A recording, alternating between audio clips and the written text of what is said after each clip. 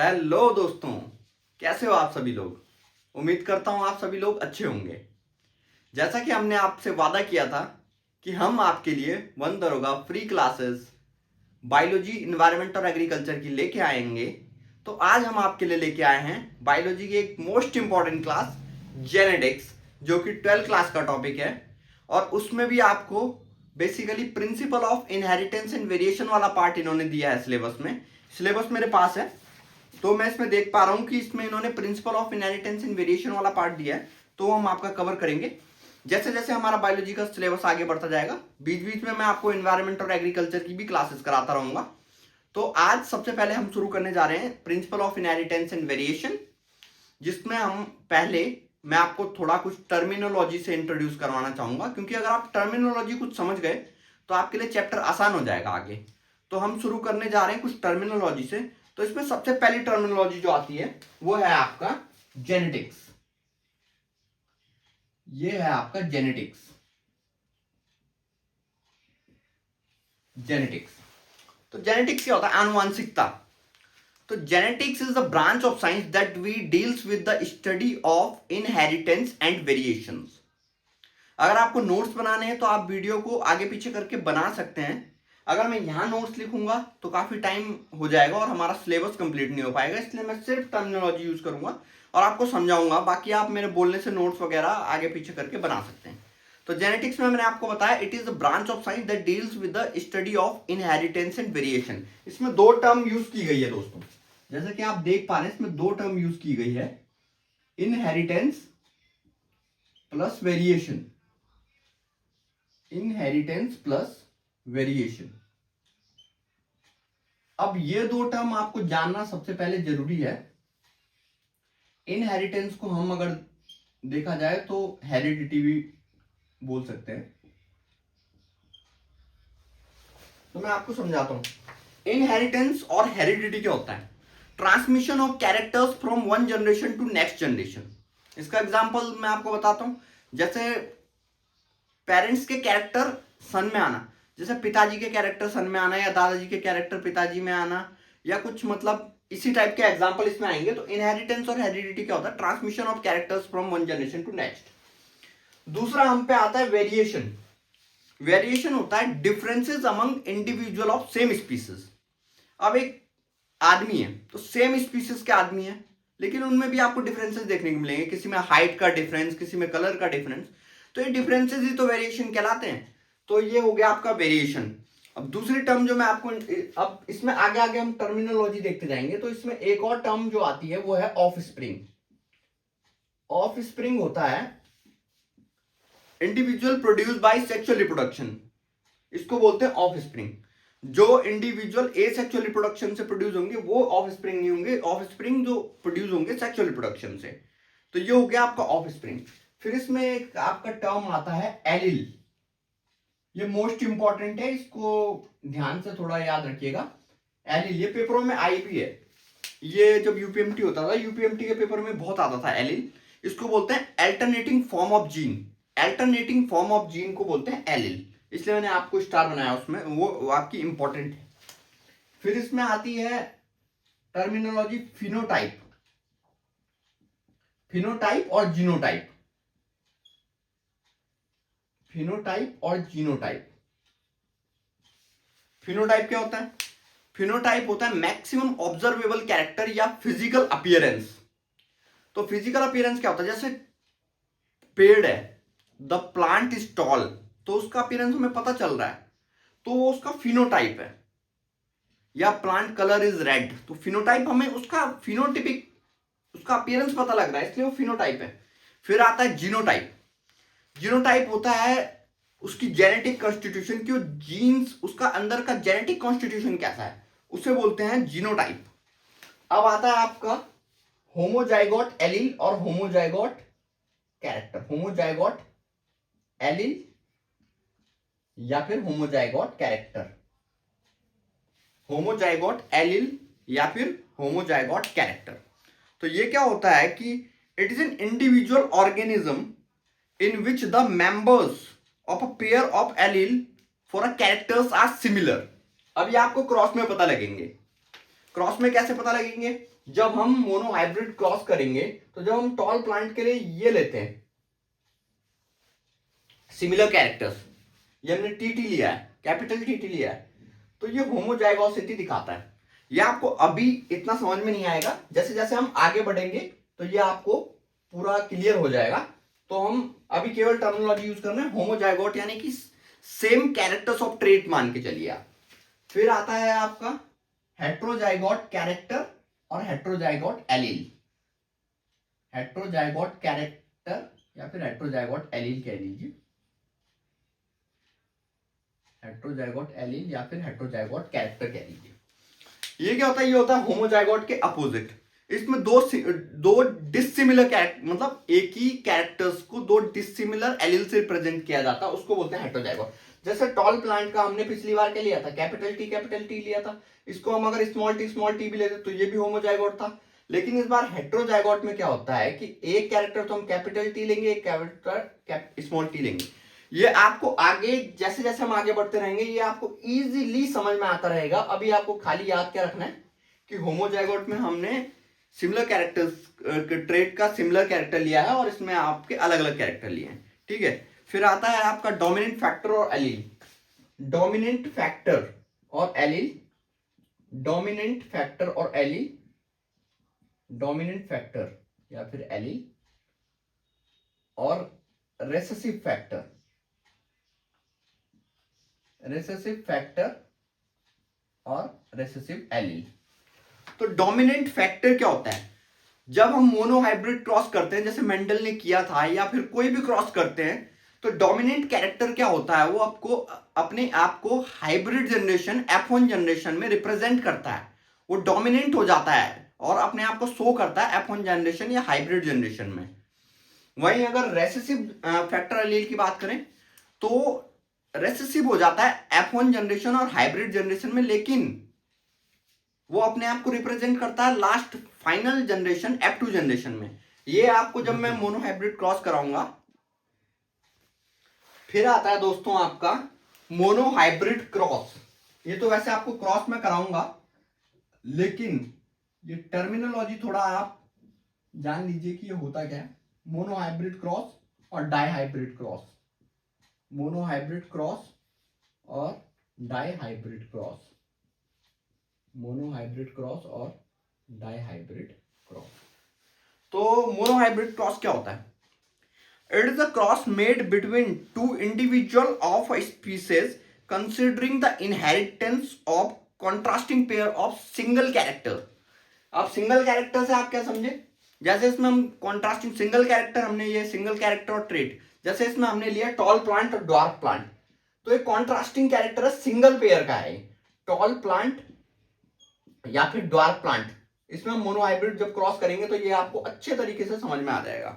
इसमें हमने एक लंबा पौधा लिया है, एक बौना पौधा लिया है, तो ये तो हो गया आपका मोनो हाइब्रिड क्रॉस। अभी आप सिर्फ डेफिनेशन याद रखिए, बाकी ये तो सब आपका इंट्रोड्यूस जब होगा टॉपिक में तो आपको याद आएगा। फिर होता है dihybrid cross. It is a cross made between individual of species considering the heterozygous of the allele of contrasting pair of two characters. तो अब इसमें आते हैं आपके contrasting two pair of characters. अब इसमें अगर हम देखेंगे तो इसमें येलो सीड्स, एक येलो राउंड सीड आएगा, एक ग्रीन रिंकल्ड सीड आएगा। येलो राउंड, रुको मैं फिर से लिख देता हूं। डाई हाइब्रिड क्रॉस में हम क्या करेंगे? येलो राउंड सीड और रिंकल्ड ग्रीन सीड की बात करेंगे। तो ये दो पेयर ऑफ कॉन्ट्रास्टिंग कैरेक्टर लिए हैं इसमें, येलो भी है, राउंड है, रिंकल्ड भी है, ग्रीन भी है। वहां सिर्फ टॉल और डार्क की बात की गई थी, तो ये मैं फिर मिटा दे रहा हूं। ये तो अभी आपको मैं monohybrid dihybrid cross पूरा कराऊंगा तो आपको समझ में आएगा। अब आता है इमैस्कुलेशन, लिख देता हूं।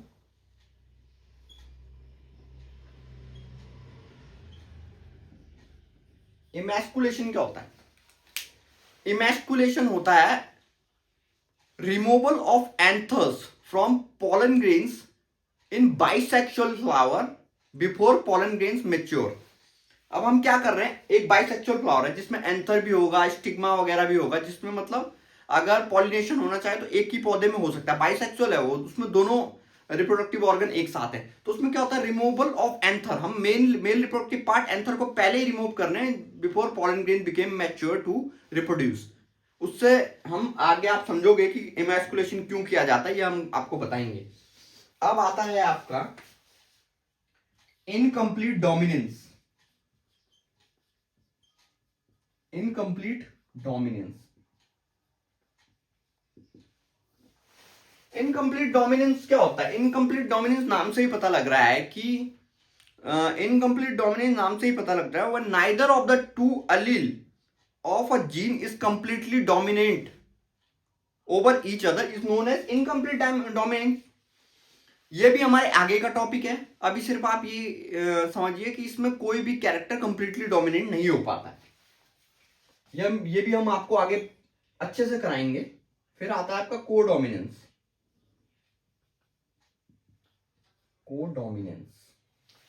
कोडोमिनेंस आता है when the allele of a gene are equally dominant over each other is codominance। तो यहां पे आप याद रखिए, जो when allele completely dominant over each other then it is called codominance। ये भी आपको आगे के लिए याद रखना है।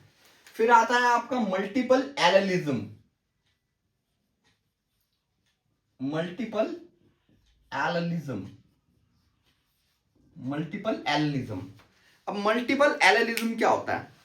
when a gene exists in more than two allelic form it is called multiple। multiple नाम है when gene complete when a gene is present in more than two allelic form it is called multiple allelism।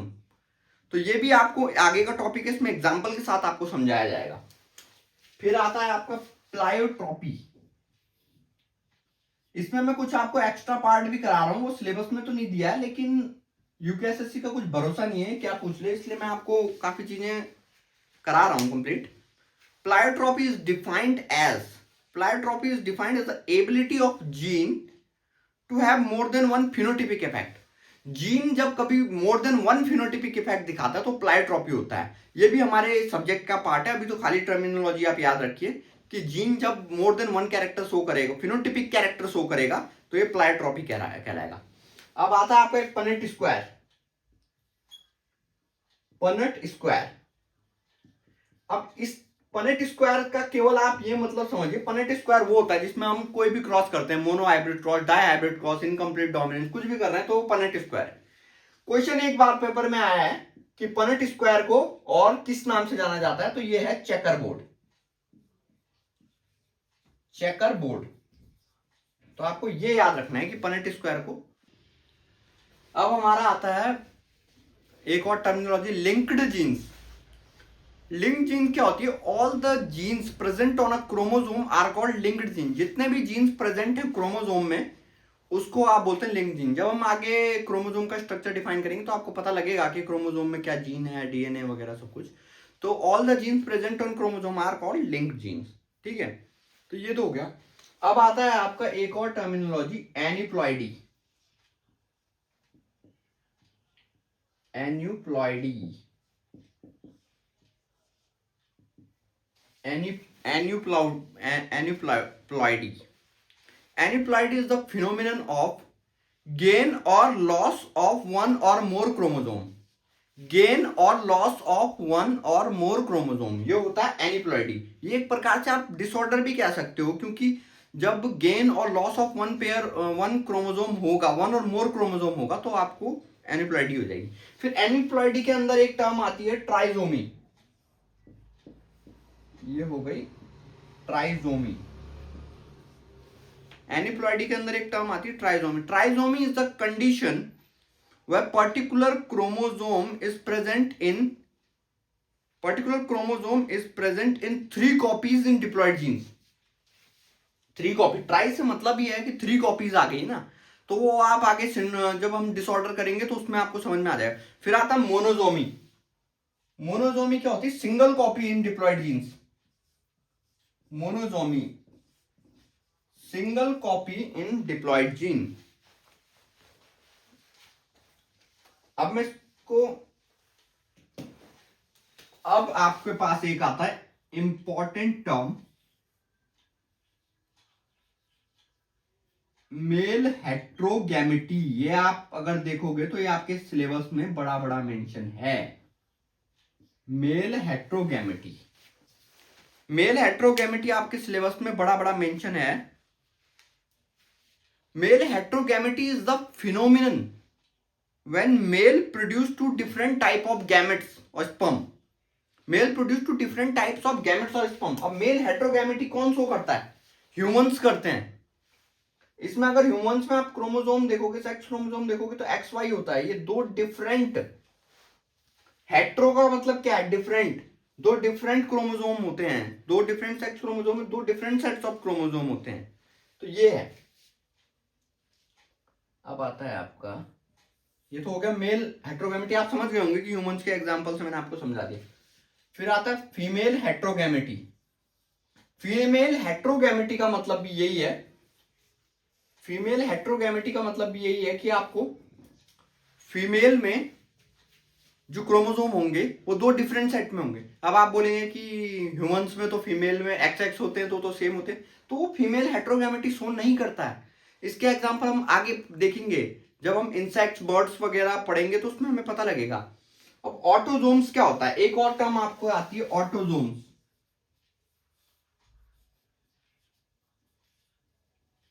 Autosomes, autosomes क्या होता है? Autosomes की अगर हम बात करें तो all those chromosomes of an all those chromosome on an individual organism that we are introduce to be different from sex chromosome. अब देखिए ऑटोजोम आप कैसे समझेंगे? ऑटोजोम मैं आपको सिंपल समझाता हूं। ह्यूमंस में कितने पेयर ऑफ क्रोमोसोम होते हैं? अब आप बोलेंगे 23 पेयर ऑफ क्रोमोसोम होते हैं। ये हो गया 23 पेयर ऑफ क्रोमोसोम। तो इसमें क्या है कि 23 पेयर ऑफ क्रोमोसोम में 22 पेयर क्रोमोसोम के जो होते हैं ये आपके ऑटोजोम होते हैं। Other than sex chromosome is autosome. 22 pair, और एक पेयर जो होता है, ये ह्यूमंस की बात कर रहा हूं मैं, 23 पेयर ऑफ क्रोमोसोम।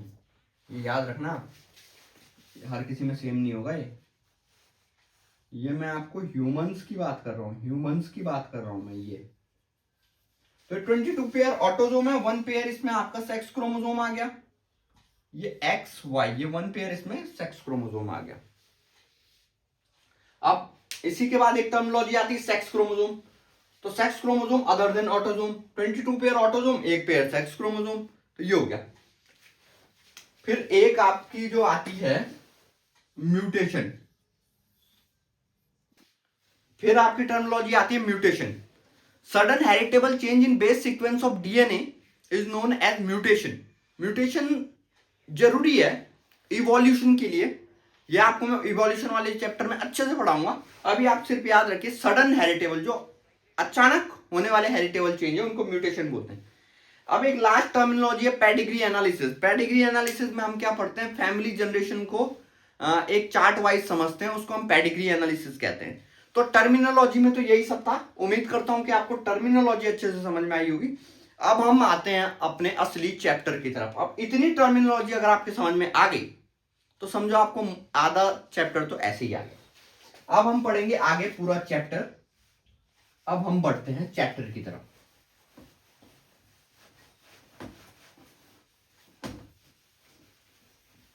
मैं इसको मिटा देता हूं।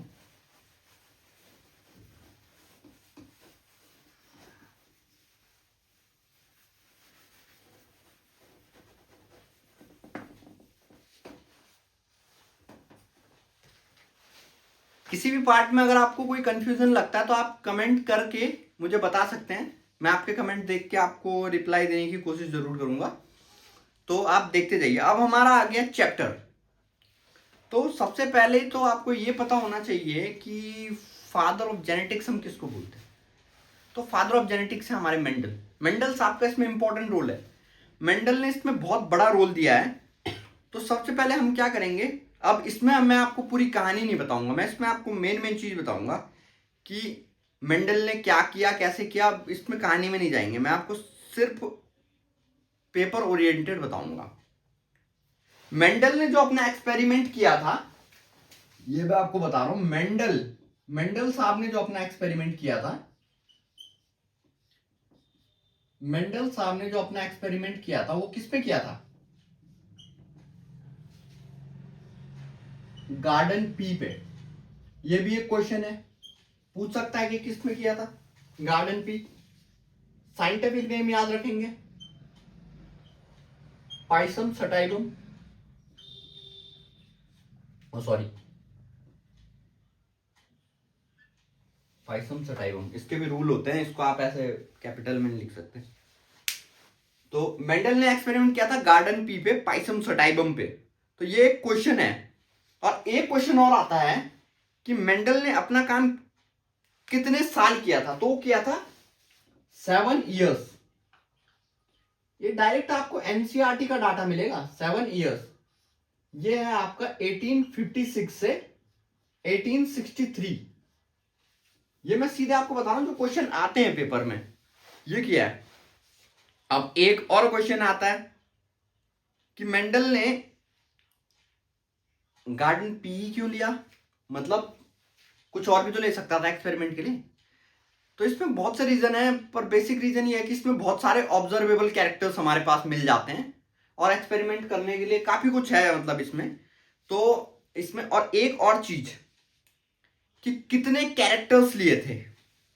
ये जो मेंडल का गार्डन पी है, इसमें उसने कितने कैरेक्टर्स लिए थे? तो इसमें इसने 7 कैरेक्टर्स लिए थे, 7 कैरेक्टर्स थे इसके। तो 7 कैरेक्टर्स आपको याद होने चाहिए। और उसमें भी जो टेबल है 7 कैरेक्टर्स की, जो मैं टेबल आपको बता रहा हूं, उसमें क्या है कि आपको उसका डोमिनेंट पार्ट और रिसेसिव पार्ट पता होना चाहिए कि उसमें डोमिनेंट क्या था, रेसेसिव क्या था। तो 7 कैरेक्टर्स थे आपके पाइसम सटाइलम में। तो सबसे पहला क्या था? Stem height. स्टेम हाइट, इसका डोमिनेंट कैरेक्टर टॉल है और रेसेसिव कैरेक्टर ड्वार्फ है। ये आपको उसमें हेल्प करेगा क्रॉस में। दूसरा आता है आपका flower colour.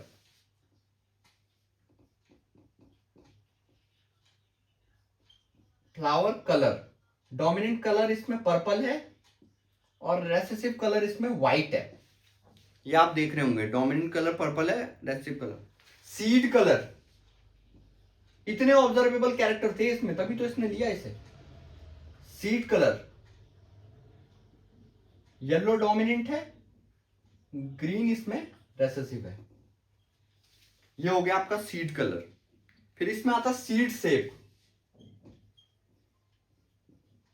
Seed shape, round इसमें डोमिनेंट है और रिंकल्ड इसमें रेसेसिव है। 4 कैरेक्टर हो गए ना, 7 कलर। पॉड कलर,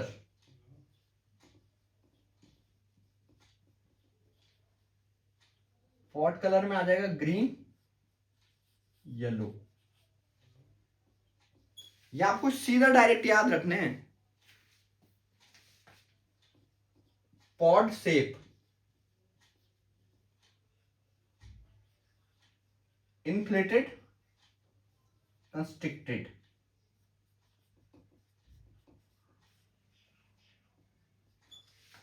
फिर इसमें आता है 7वां फ्लावर पोजीशन।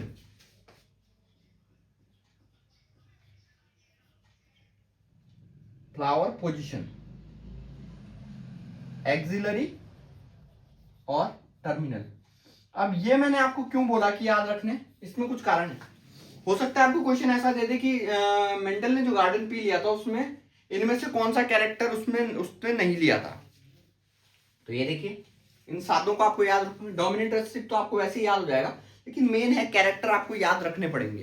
कैरेक्टर से क्या होता है कि मतलब आगे के लिए भी आपकी अप्रोच बनेगी। अब बताते हैं आपको, सबसे पहले आप तो पॉइंट टू पॉइंट चलते हैं। इसमें आएगा मेंडल की अप्रोच क्या थी।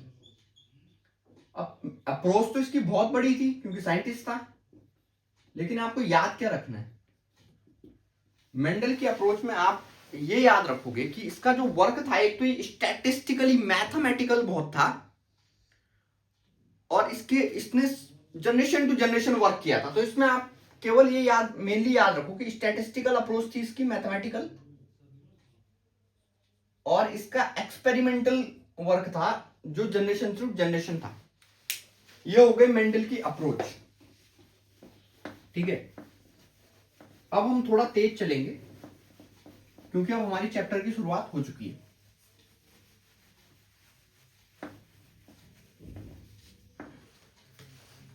ये तो हो गई आपकी मेंडल की अप्रोच। अब मेंडल के ऑब्जर्वेशन क्या थे? मेंडल का ऑब्जर्वेशन क्या था? वही चीजें हैं जो मैंने आपको बताई है कि मेंडल का ऑब्जर्वेशन क्या था।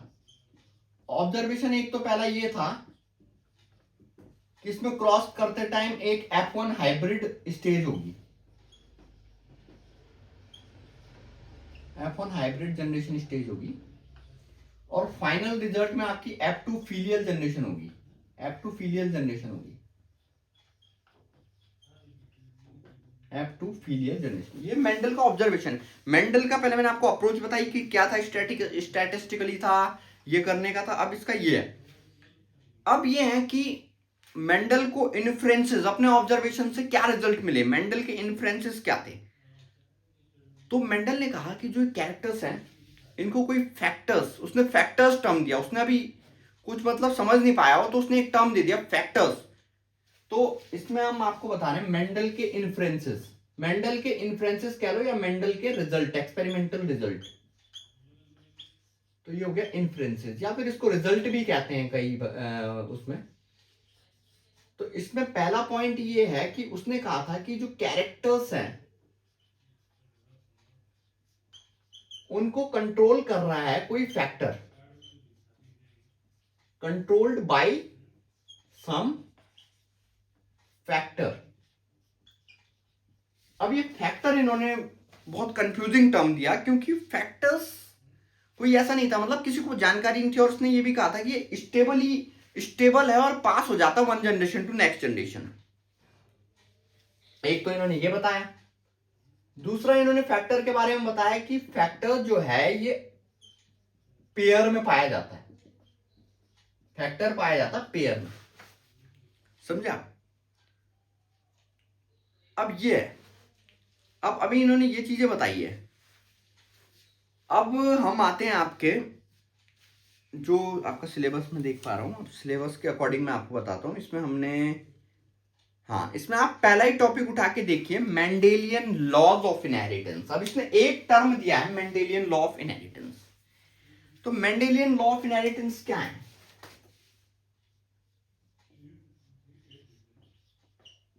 Mendelian law of inheritance. अब देखिए, इतनी कहानी के बाद आप अभी पहुंचे हो पहला टॉपिक जो इन्होंने जेनेटिक्स में दिया, मेंडेलियन लॉ ऑफ इनहेरिटेंस। अब इतनी पीछे की कहानी क्यों पढ़ानी पड़ी? इससे क्या है, आपका एक बेसिक बिल्ड हो चुका है, अब आपको इतनी डिफिकल्टी आएगी नहीं। अब मैं आपको बताता हूं मेंडेलियन लॉ ऑफ इनहेरिटेंस क्या है। जो आनुवांशिकता का गुण है जो ट्रांसफर हो रहा है एक जनरेशन से नेक्स्ट जनरेशन में, उसके लिए मेंडल ने कुछ लॉ दिए हैं। तो सबसे पहले हम पढ़ेंगे इसके अंदर जो सबसे पहला लॉ आता है वो है law of dominance, law of dominance, law of dominance. तो अभी मैंने आपको डोमिनेंट कैरेक्टर और एलील समझाया था, तो उसमें मैंने आपको क्या कहा था कि क्रॉस करते टाइम जो F1 जनरेशन में डोमिनेट करेगा अपने आप को, वो डोमिनेट कैरेक्टर और एलील होगा। लॉ ऑफ डोमिनेंस में यही तो कहा कि कोई कैरेक्टर ऐसा होगा पेरेंटल फॉर्म में जो अपने आप को F1 हाइब्रिड में डोमिनेट करेगा, F1 हाइब्रिड जनरेशन में डोमिनेट करेगा जो कैरेक्टर।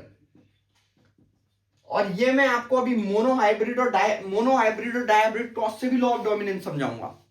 तो लॉ ऑफ डोमिनेंस में आप क्या याद रखोगे, F1 हाइब्रिड में जो कैरेक्टर अपने आप को डोमिनेट करेगा वो होगा लॉ ऑफ डोमिनेंस। फिर दूसरा क्या आता है, law of segregation, law of segregation. अब लॉ ऑफ सेग्रीगेशन क्या, सेग्रीगेशन का मतलब क्या है? सेग्रीगेशन होता है अलग अलग होना। अब जब हम क्रॉस करेंगे तो आपको एक चीज पता लगेगी, उस टाइम भी आपको मैं अच्छे से समझाऊंगा कि सेग्रीगेशन में क्या होता है कि जब हम F1 हाइब्रिड के बाद गैमेट, F1 हाइब्रिड के बाद या उससे पहले जब हम गैमेट फॉर्मेशन करते हैं तो गैमेट में क्या होता है कि जो जीन होता है ना वो सेग्रीगेट हो जाता है। अगर हम टॉल प्लांट लेंगे टी, तो ये जब हम गैमेट फॉर्मेशन करेंगे तो ये अलग अलग हो जाएगा, सेग्रीगेट हो जाएगा। इसी को तो कहा है लॉ ऑफ सेग्रीगेशन। अब आता है आपका इसमें एक law of independent assortment. Law of independent assortment, law of independent assortment. ये जो दोनों है ये तो आपको मोनो हाइब्रिड डाइब्रिड दोनों क्रॉस में देखने को मिलेंगे, लेकिन लॉ ऑफ इंडिपेंडेंट असॉर्टमेंट आपको मिलेगा डाई हाइब्रिड क्रॉस में देखने को, डाई हाइब्रिड क्रॉस में देखने को। अब ये क्या है? डाई हाइब्रिड क्रॉस मैंने आपको बताया था। तीसरा हम पे आता है law of independent assortment. Law of independent assortment की मैं आपको पहले डेफिनेशन बताऊंगा फिर समझाऊंगा। This law state that the inheritance in two pairs of contrasting character, याद रखना two pair of contrasting character, the factors of each pair of characters segregate independently without dependent each other. इससे आप क्या समझे?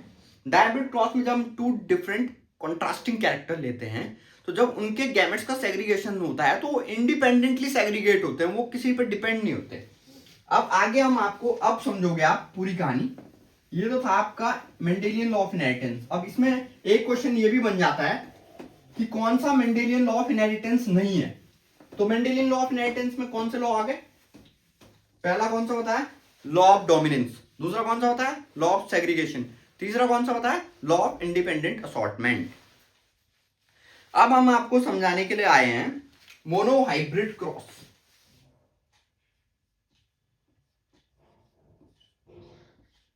Mono hybrid cross,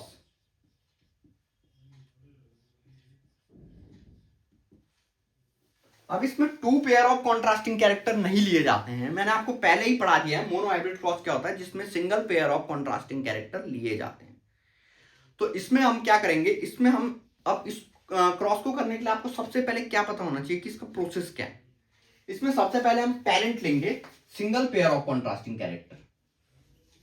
ये लिए हमने parents. Parents क्या हुआ? एक तो हमने ले लिया टॉल प्लांट जिसको रिप्रेजेंट करेंगे कैपिटल टी से। एक हमने ले लिया ड्वार्फ प्लांट जिसको हम लेंगे स्मॉल टी स्मॉल। ये होमोजाइगोसिटी भी आप यहां समझ पा रहे होंगे, ये होमोजाइगोट है, होमो सिमिलर है, यह हेट्रो। ये पेरेंट्स लेंगे हम सबसे पहले। फिर हम क्या करेंगे? गैमेट्स। ये बन गया आपका गैमेट्स। गैमेट्स में क्या होता है? गैमेट्स में होगा आपका सेग्रीगेशन। लॉ ऑफ सेग्रीगेशन काम करेगा। कैपिटल टी से एक टी आएगा, यहां से क्या हुआ? एक टी आ गया, ये यहां पे काम कर गया law of segregation. Tall plant के टी से एक टी आ गया, कैपिटल टी स्मॉल टी। अब आप बोलेंगे सर अगर ऐसा होता कि कैपिटल टी स्मॉल टी, ये भी समझाएंगे, आगे समझाएंगे आपको, थोड़ा सब्र रखें। अब ये हमने ले लिया गैमेट्स। अब गैमेट्स के बाद आएगी F1 जनरेशन, जहां पे लागू होगा हमारा लॉ ऑफ डोमिनेंस। जहां पे लागू होगा हमारा लॉ ऑफ डोमिनेंस। ये देखिए इनका जो डोमिनेट कैरेक्टर था टॉल, उसने अपने आप को डोमिनेट कर दिया यहां पे, और आ गया आपका टॉल प्लांट। ये डोमिनेट कैरेक्टर था, भले ही इसमें हेटेरोजाइगोसिटी बन चुकी है, लेकिन हेटेरोजाइगोसिटी से क्या हुआ? हेटेरोजाइगोसिटी से भी क्या हुआ? डोमिनेट कैरेक्टर तो टॉल ही रिप्रेजेंट किया ना इसने अपने आप को। अब आता है इसमें, अब हम क्या करेंगे, इसका जो F1 जनरेशन आई है इसका सेल्फ पॉलिनेशन कराएंगे। सेल्फ पॉलिनेशन, सेल्फ पॉलिनेशन क्या होता है? इसी को आपस में सेल्फ क्रॉस कराना। ये मेंडल ने किया था मोनो हाइब्रिड क्रॉस में। ये अब यहां पे फिर लॉ ऑफ सेग्रीगेशन लगेगा, गैमेट्स बनेंगे। यहां से आपका एक कैपिटल टी आ गया। अब ये हेटेरोजाइगोट है तो इसमें दोनों गैमेट अलग अलग निकलेंगे, याद रखना, ये और ये। अब देखिए, अब इसका आपने क्रॉस कैसे बनाना है? एक ही आप यहां पे ले लो, एक यहाँ ले लो, ये हो गया डब्बा। अब इसको एक यहाँ ले लो, एक यहाँ ले लो। अब इसका क्रॉस कराओ, ये आ गया टॉल, ये आ गया आपका टॉल। लिखते पहले ऐसे ही, भले ये वैसा ही है लेकिन लिखते इसको ऐसे ही है। ये आ गई सिचुएशन, ये हो गया आपका क्रॉस कंप्लीट। अब इससे आपको क्या पता लगा, पहले देखो क्या मिला हमें, टॉल टॉल टॉल, लास्ट में ड्वार्फ। ये हो गया इसका रेसेसिव कैरेक्टर, जो मैंने आपको वहां पढ़ाया था कि ये अपने आप को F2 जनरेशन में शो करेगा। ये है इसकी F2 फाइनल जनरेशन। जो कैरेक्टर फिलियल फाइनल, जो कैरेक्टर आपको ये वाला यहाँ F1 जनरेशन में नहीं दिखा, यहाँ सप्रेस हो गया, वो आपको रेसेसिव कैरेक्टर आपको यहाँ मिला। ये मैंने आपको पहले पढ़ाया है। अब ये देखिए फिनोटिपिक क्या होता है, जो आपका सीधा अपीयरेंस होता है।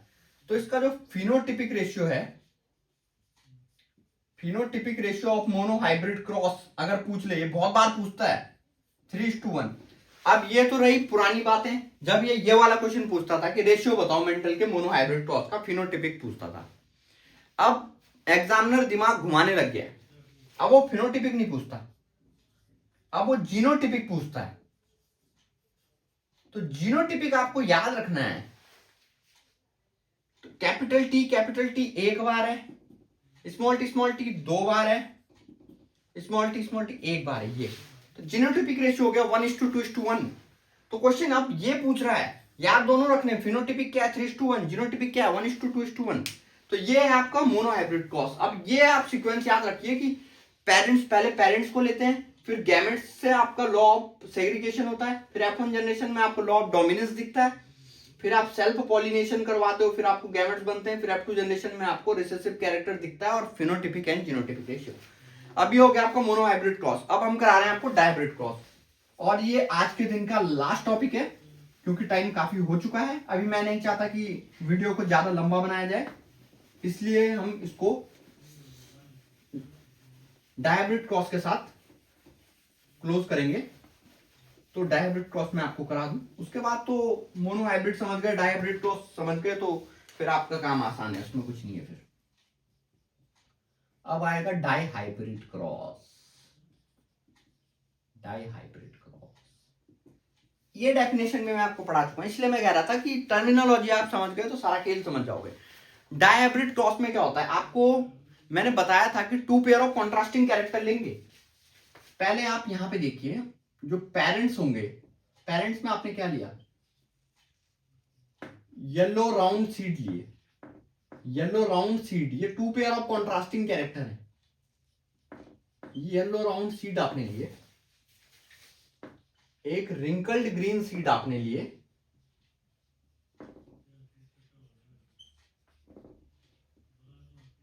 ये।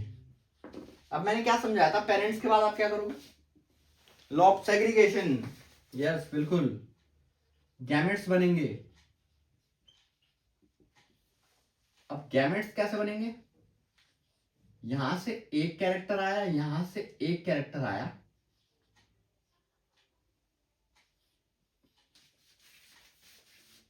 होमोजाइगोट से आपको पता ही है कि एक कैरेक्टर ही आता है, यहां से एक कैरेक्टर आया, समझ गए गैमेट्स।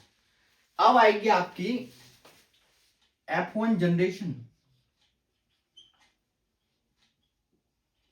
F1 जनरेशन क्या है,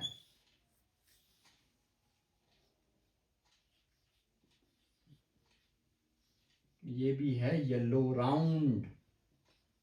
अब आपको समझ में आया कि लॉ ऑफ डोमिनेंट कैरेक्टर, यहां भी येलो राउंड है, यहां भी उसने खुद को रिप्रेजेंट किया। अब ये होगी F1 जनरेशन। इसके बाद मैंने आपको क्या बताया था, सेल्फ पॉलिनेशन।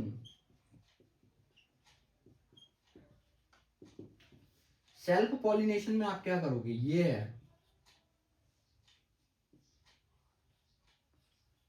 अब आप देख रहे हो, आपको लॉ ऑफ इंडिपेंडेंट असॉर्टमेंट मैंने आपको बताया था, तो जो इसमें 2 पेयर ऑफ कॉन्ट्रास्टिंग कैरेक्टर से भी जो गैमेट्स निकल रहे हैं वो बिल्कुल ही इंडिपेंडेंट है एक दूसरे से।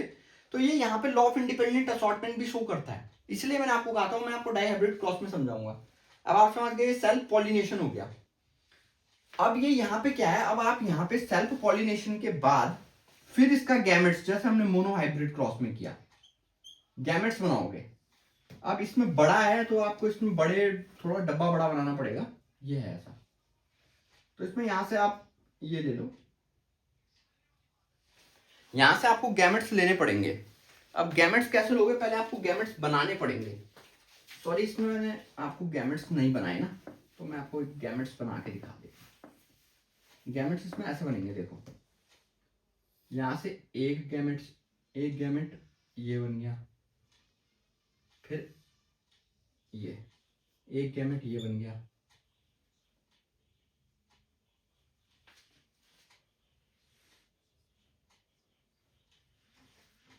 सीधा इसमें मैं आपको गैमेट ही बता देता हूं।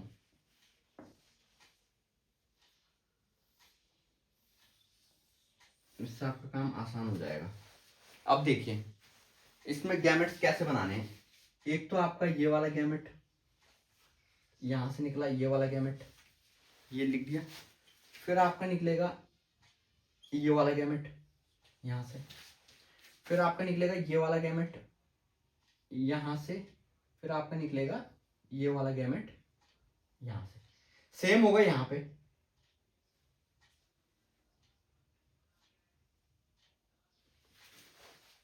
इसको थोड़ा सा मैं डिलीट कर दूं, सेम निकलेगा यहां पे।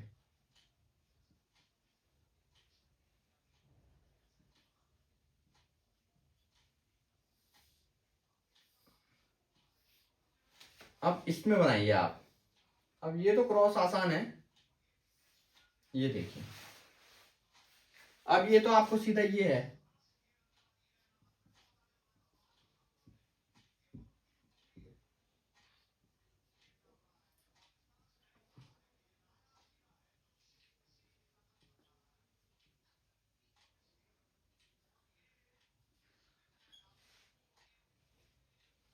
अब ये देखिए ये है आपका। अब ये पूरा टेबल आपको खुद करना है, ये आपके लिए होमवर्क का काम है। ये पहला मैंने आपको समझा दिया है, ये आपको पूरा करना है। अब मैं आपको एक चीज इसमें ये बता दूं कि इसमें एग्जामिनर क्या पूछता है, कई बार इसमें एग्जाम्पल फिनोटिपिक रेशियो ज्यादा पूछता है, क्योंकि इसका जीनोटिपिक रेशियो काफी बड़ा होता है। फिनोटिपिक रेशियो में क्या आता है, फिनोटिपिक रेशियो इसका ज्यादातर एग्जामिनर फिनोटिपिक रेशियो पूछता है। तो इसमें क्या होगा, येलो राउंड, येलो रिंकल्ड, देखो बताता हूं आपको, yellow round, yellow wrinkled,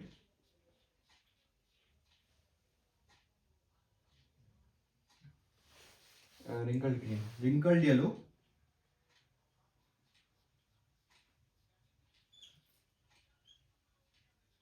wrinkled green. अब इसमें फिनोटिपिक रेशियो आप याद रखेंगे, ये बनता है 9:3:3:1। ये मैंने आपको बता दिया फिनोटिपिक रेशियो, ये आपके लिए मोस्ट इंपॉर्टेंट है, याद रखिएगा। अब जीनोटिपिक तो आपको इतना करना मुश्किल है, तो जीनोटिपिक आप एक गो थ्रू में सीधा ही याद रख लेना। जीनोटिपिक रेशियो मैं आपको बता देता हूं, इसमें मैं आपको इसको डिलीट करके सीधा इसका जीनोटिपिक रेशियो आपको सीधा याद रखना है। इसका जीनोटिपिक रेशियो है, जीनोटिपिक रेशियो 1:2:2। ये सीधा आपको याद रखना है, 1:2:2, 4:1:2, 1:2:1। ये आपको सीधे 122, 412, 121, 122, 412, 121, ये आपको सीधा जीनोटिपिक रेशियो याद करना है। तो आज के लिए हम इतना ही करेंगे।